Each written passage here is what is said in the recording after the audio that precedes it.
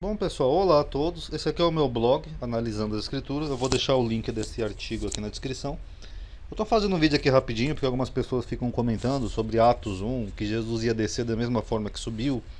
E eu acho que não ficou bem claro no meu vídeo sobre o retorno de Jesus dentro do preterismo, de que Jesus ia vir em julgamento sobre aquela geração. Esse era o retorno dele. E quando as pessoas falam de sinais, que Jesus falou que ia ter sinais no céu, na lua, não sei aonde, e todo olho veria, até aqueles que o transpassaram, as pessoas ignoram que existe também um relato histórico do primeiro século e da queda de Jerusalém. Aqui no livro do Flávio Josefo, A História dos Hebreus, na segunda parte, livro 6º, capítulo 31, da página 680 a 681, publicado pela CPAD, Josefo narra alguns sinais que aconteceram em Jerusalém antes da sua queda.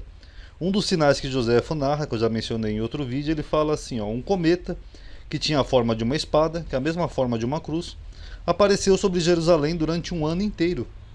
Antes de começar a guerra, o povo reunira-se às 8 de abril para a festa da Páscoa e pelas 9 horas da noite viu-se durante uma meia hora ao redor do altar do templo uma luz tão forte que teria pensado que era dia.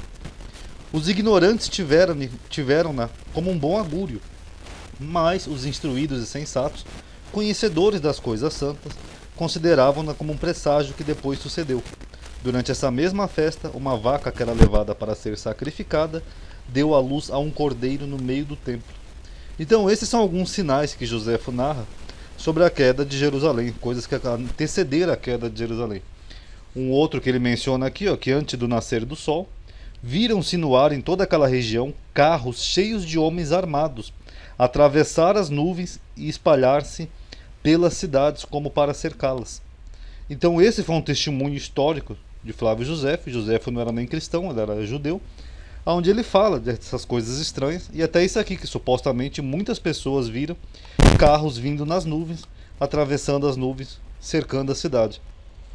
E quem acha que Josefo era um louco, isso aqui era um acréscimo, ou mais uma interpolação da igreja, etc e tal, nós temos também outros paralelos, como por exemplo aqui Públio Tácitos, um romano, Públio Cornélios Tácitos, que ele é do ano 55 ao ano 120, ele também é um historiador, e ele foi contemporâneo também à queda de Jerusalém, e ele não era nem judeu nem cristão, mas ele escreveu também alguns sinais. Aqui, haviam acontecido vários prodígios em que esta nação, que é muito suscetível à superstição, os judeus, mas que no entanto odiava todos os rituais religiosos, não considerou legítimo fazer a expiação através de ofertas e sacrifício. Haviam sido vistos exércitos participando de uma batalha nas nuvens. Aqui, o Públio Cornélios disse o mesmo que Josefo. O fulminante brilho das armas, o templo iluminado por uma repentina radiação que vinha das nuvens. As portas do local sagrado interior foram subitamente abertas, e uma voz em tom mais que mortal foi ouvida. E essa voz clamava que os deuses estavam indo embora. Na mesma hora, houve um poderoso movimento como de algo indo embora. Então, esses são os relatos. Já a tradição oral também diz que houve sinais e coisas que antecederam a queda de Jerusalém. E o Talmud, que é um registro histórico, ele fala de duas histórias simbólicas, a história de Cantza e Bar Cantza, que é uma história que mostra o ódio que havia no primeiro século, que supostamente levou à queda de Jerusalém.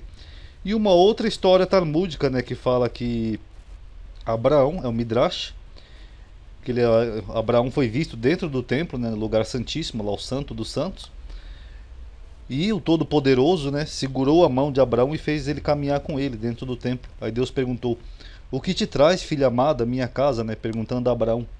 Aí Abraão respondeu: meu Deus, onde estão os meus filhos? Seriam os descendentes de Abraão, os judeus. Aí Deus disse: eles pecaram, portanto os exilei entre as nações. Aí Abraão argumentou: mas não havia nenhum justo entre eles? O que lembra aquela intercessão de Abraão na destruição de Sodoma, que Abraão fez a mesma pergunta.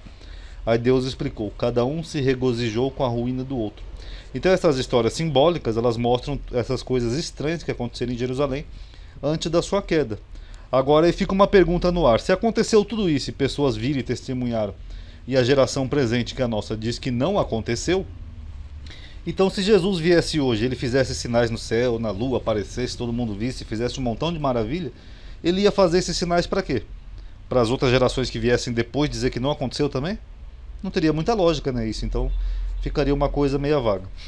Então é que nem eu falei naquele vídeo, uma geração critica a geração anterior, mas comete os mesmos erros que as gerações passadas.